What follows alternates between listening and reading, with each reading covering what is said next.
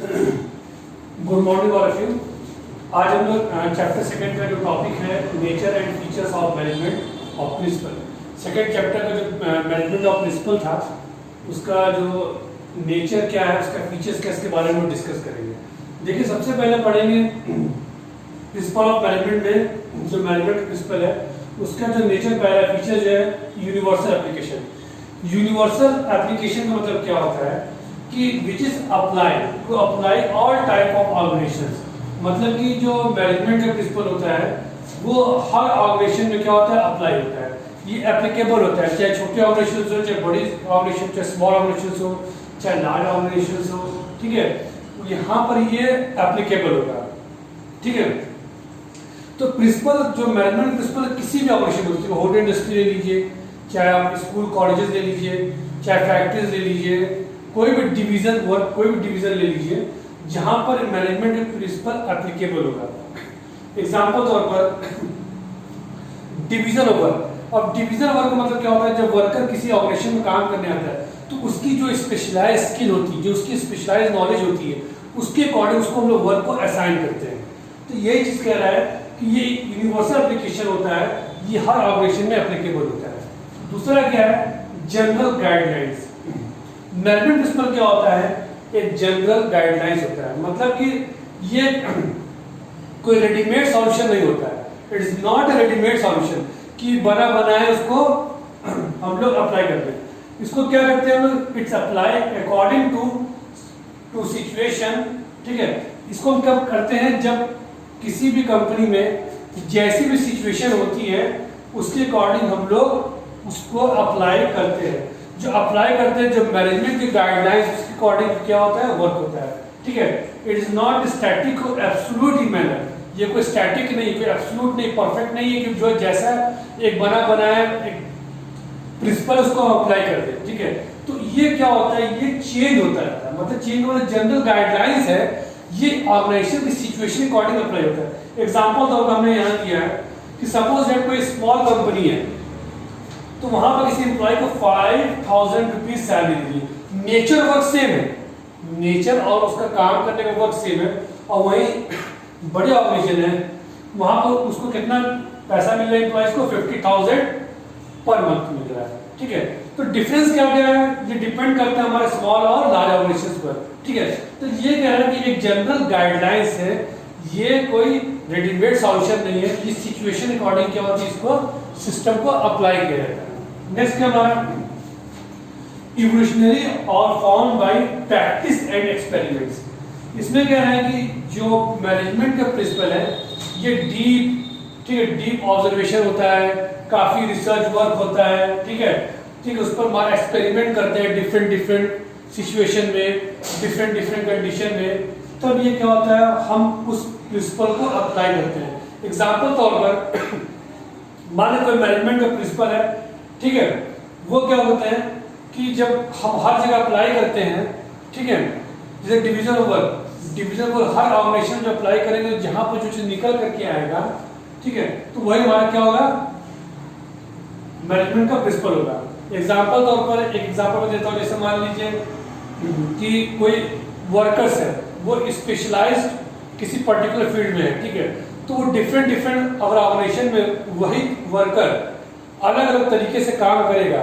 मतलब उसका कहने का मकसद ये है कि जो वर्कर्स है वो अपनी नॉलेज, अपना जो स्किल है वो डिफरेंट ऑर्गेनाइजेशन में वो अगर अप्लाई करता है और सेम रिजल्ट आता है तो हम कह देते हैं वो मैनेजमेंट का प्रिंसिपल है।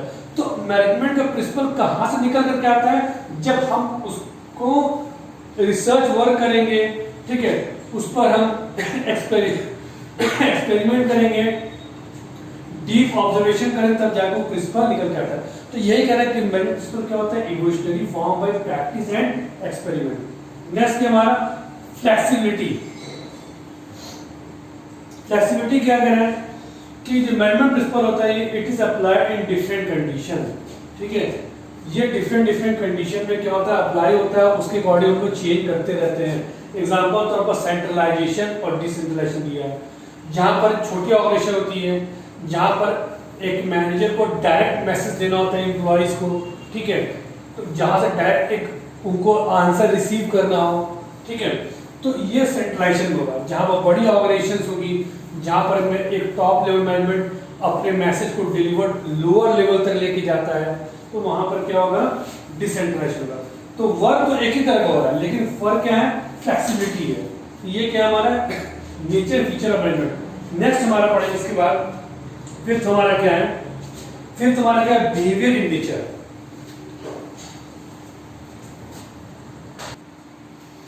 नेक्स्ट हमारा टॉपिक है इसी में nature and feature of management में बिहेवियर इन नेचर। अब देखिए यहाँ पर क्या कह रहा है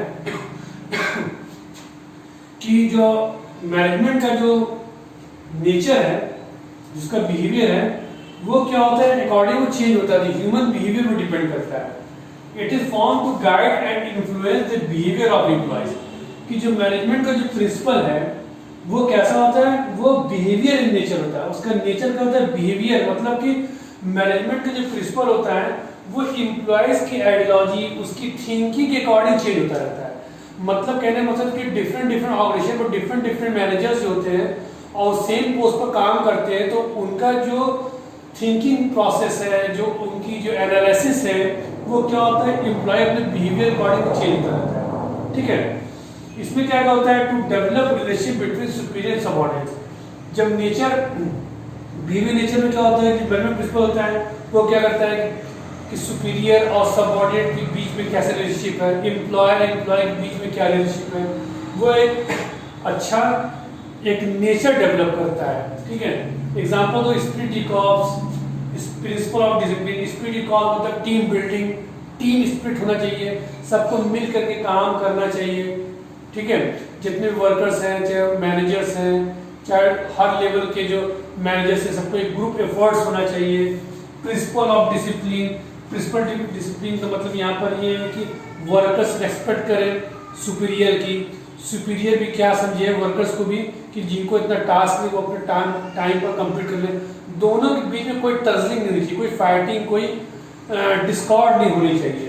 तो ये क्या है, डिपेंड करता है हमारा बिहेवियर नेचर प्रिंसिपल का। नेक्स्ट हमारा क्या है, based in cost and effect relationship. अब मैनेजमेंट के जो प्रिंसिपल है वो क्या है, पर्टिकुलर प्रिंसिपल के अप्लाइड इन डिफरेंट सिचुएशन, ठीक है। मान लीजिए कि कोई मैनेजमेंट प्रिंसिपल है, वो क्या होता है, एक पर्टिकुलर प्रिंसिपल मैनेजमेंट का अगर किसी सिचुएशन अप्लाई हो रहा है, ठीक है, अगर उसी सिचुएशन को हम बार बार हर ऑर्गेनाइजेशन में अप्लाई करें और रिजल्ट मेरा सेम आता है, तो हम कहते हैं वो मैनेजमेंट का प्रिंसिपल है। एग्जांपल तौर पर डिवीजन ऑफ वर्क। जब हम डिवीजन ऑफ वर्क करेंगे, वर्कर की जो स्पेशलाइजेशन है, जो वर्कर की जो स्किल है, उसके अकॉर्डिंग अगर हम जो अप्लाई कर रहे हैं डिफरेंट ऑर्गेनाइजेशन में और वहां पर रिजल्ट सेम आ रहा है, तो हम कह सकते हैं डिवीजन ऑफ वर्क का क्या है, ये प्रिंसिपल ठीक है। एग्जांपल तो मैंने दिया स्पिरिट कॉप। अगर हम जैसे मान लें कि 10 तरह की कंपनी है, कोई स्टील कंपनी है, कोई होटल इंडस्ट्री है, ठीक है, कोई स्कूल है, तो वहां पर सब एम्प्लॉय आपस में मिलकर काम करते हैं, स्पिरिट कॉप्स। तो रिजल्ट क्या होता है, अच्छा आता है, गोल क्या होता है, अचीव होता है, आउटपुट मैक्सिमाइजेशन होता है। तो हम कह सकते हैं कि इस प्रिंसिपल ऑफ स्पिरिट कॉप ये काफी परफेक्ट है, ठीक है। तो ये कहता है कि जो मैनेजमेंट ऑफ प्रिंसिपल है कि it is based on cause and effect relationship. मतलब हमने उसको कोई कॉज किया, उससे क्या रिजल्ट आ रहा है, हमने उस पर एक्शन नहीं किया, रिएक्शन आ रहा है। तो ये हमारा nature and feature of management है।